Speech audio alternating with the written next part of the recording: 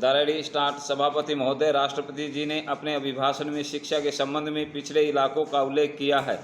उन्होंने कहा कि जो पिछड़े इलाके हैं उनकी तरफ ज़्यादा ध्यान दिया जाएगा, लेकिन आप जानते हैं कि लद्दाख सबसे पिछड़ा हुआ इलाका है। आर्थिक, सामाजिक और शिक्षा सभी क्षेत्रों में लद्दाख सबसे पिछड़ा हुआ है। विराम।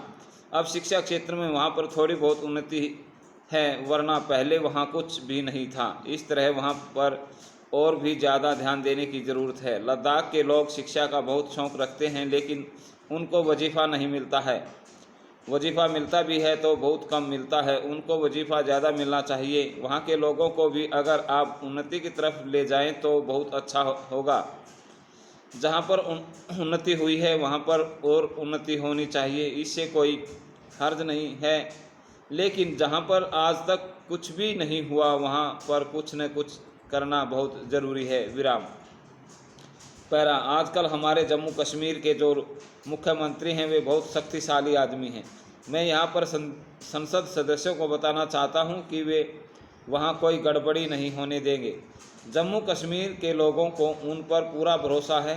विशेषकर लद्दाख के लोग मुख्यमंत्री पर पूरा भरोसा करते हैं, लेकिन साथ साथ आपकी सहायता भी होनी चाहिए। हमारे लद्दाख में 1970 में पानी की बहुत कमी है।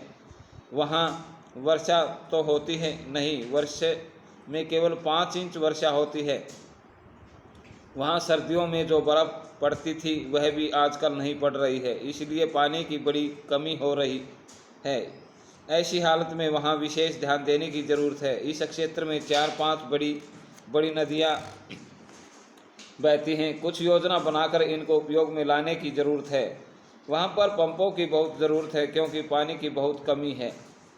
इसी तरह से वहाँ पर बिजली की भी बहुत कमी है, इसके लिए भी योजना बनाने की ज़रूरत है। विराम। पैरा। मैं प्रधानमंत्री जी का आभारी हूँ कि दिन रात देश विदेश के मामलों में व्यस्त रहते हुए भी वे 2 बार लद्दाख आई और सारी बातें देखी। लेकिन खेद इस बात का है कि केंद्रीय सरकार का कोई भी मंत्री वहाँ पर नहीं आया।